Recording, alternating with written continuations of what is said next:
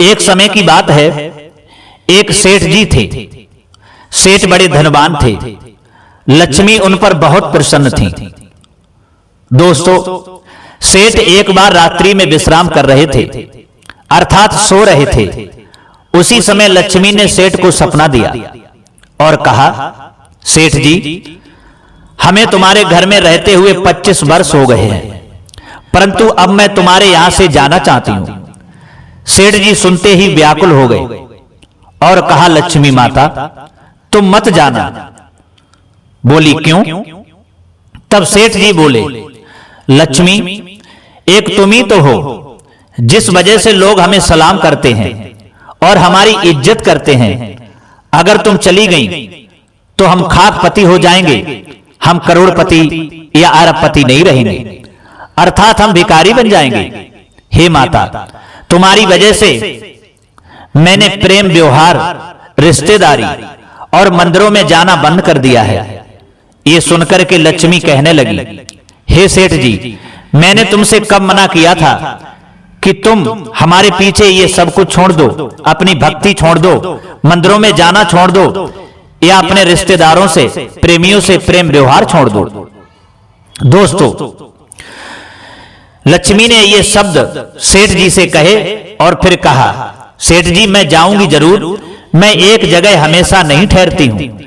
सेठ जी बोले, जाओ, फिर मैं क्या करूं? तुम्हारे जाने के बाद मैं तो खाकपति हो जाऊंगा। मैं आपसे बहुत प्रेम करता हूं।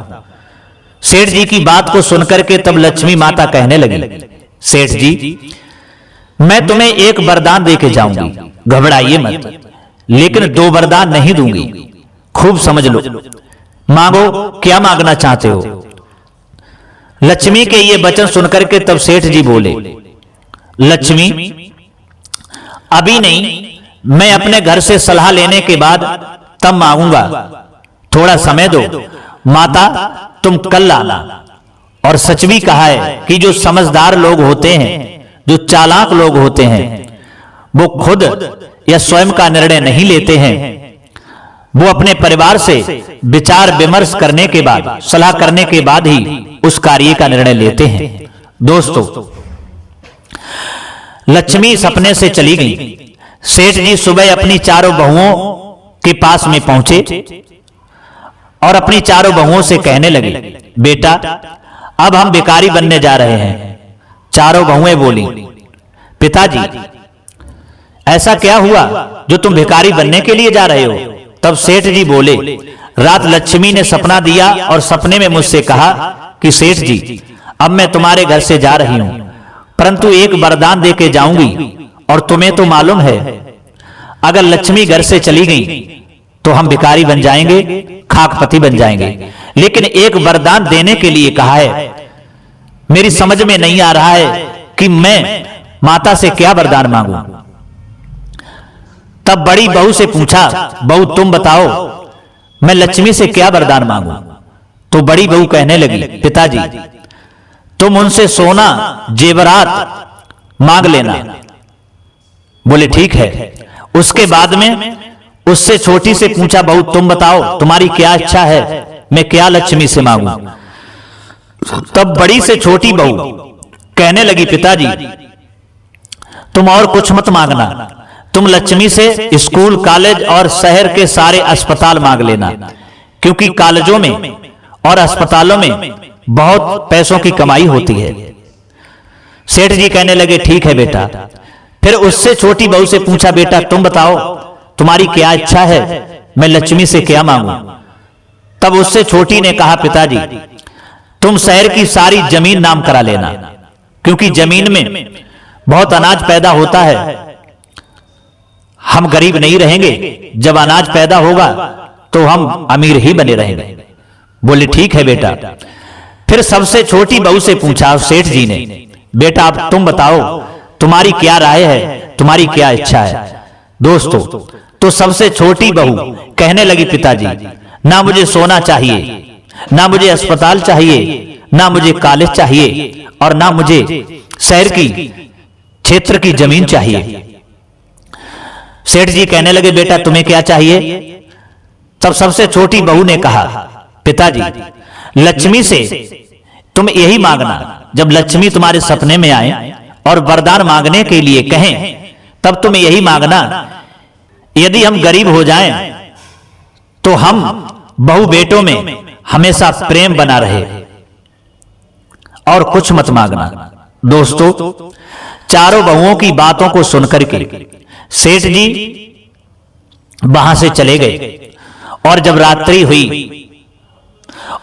हुई तो सेठ जी ने विश्राम किया, और जब विश्राम किया तो लक्ष्मी जी सपने में आ गई और कहने लगी, सेठ जी मांगो, अपने परिवार से घर से सलाह ले ली होगी तुमने, मांगो क्या मांगना चाहते हो, लेकिन एक वरदान मांगना, दो मत मांगना, क्योंकि मैं तुम्हें एक ही वरदान देके जाऊंगी। सेठ जी कहने लगे, माता मैं एक ही वरदान मांगूंगा, दो नहीं मांगूंगा। लक्ष्मी ने कहा तो मांगो, क्योंकि मैं जाना चाहती हूं। सेठ जी कहने लगे, हे माता, यदि आप चली जाओ तो हमें एक वरदान ये दे करके जाओ, आपके जाने के बाद हम गरीब तो हो जाएंगे, ये बात निश्चित है, लेकिन जब हम गरीब हो जाएं तो हम और हमारे बेटों में और हमारी चारों बहुओं में, अर्थात मेरे पूरे परिवार में हमेशा प्रेम बना रहे, और हमें कुछ नहीं चाहिए। सेठ जी की बात को सुनकर के लक्ष्मी कहने लगी, खूब समझ लो, ठीक से समझ लो, फिर दोबारा से सोच लो, कहीं ऐसा ना हो कि तुम अपनी इच्छा अनुसार वरदान मांगने से डगमगा जाओ। सेठ जी कहने लगे, माता मैंने ठीक से समझ लिया है, खूब सोच समझ करके ये फैसला लिया है। लक्ष्मी ने फिर मौका दिया, कहा एक बार सेठ जी मैं तुम्हें फिर मौका दे रही हूं, फिर से समझ लो, फिर से दूसरा कोई वरदान मांग लो। तब सेठ जी ने कहा, माता मुझे कुछ नहीं चाहिए, मुझे केवल यही वरदान दो कि यदि हम गरीब हो जाएं तो हम में, मेरे चारों बेटों में, चारों बहुओं में, यानी पूरे परिवार में हमेशा प्रेम बना रहे। दोस्तों, सेठ जी के ये वचनों को सुनकर के माता लक्ष्मी बहुत प्रसन्न हुई और कहने लगी, सेठ जी अब तुम चिंता ना करो, आज के बाद मैं तुम्हारे घर से कभी नहीं जाऊंगी। सेठ जी कहने लगे, माता तुम तो कह रही थी कि मैं जाना चाहती हूं, अब ऐसा क्या है, आप मेरे घर से क्यों नहीं जाएंगी? तब लक्ष्मी ने कहा, हे सेठ जी, यही तो कारण है कि जहां प्रेम होता है, जहां सहनशीलता होती है, जहां परिवार में एक दूसरे से प्यार होता है, एक दूसरे से प्रेम करते हैं, जहां कलह नहीं होता, जहां लड़ाई झगड़ा नहीं होता, वहीं तो हमेशा मैं रहती हूं। और जब तुम्हारे घर में प्रेम रहेगा तो मैं कैसे तुम्हारे घर को छोड़ के जाऊंगी, कदापि नहीं जाऊंगी। इसलिए तुम निश्चिंत हो जाओ, आज के बाद मैं तुम्हारे यहां से कभी नहीं जाऊंगा। दोस्तों, सेठ जी ने जब माता लक्ष्मी के ये वचन सुने तो खुशी से चेहरा खिल उठा और बार बार माता को प्रणाम किया।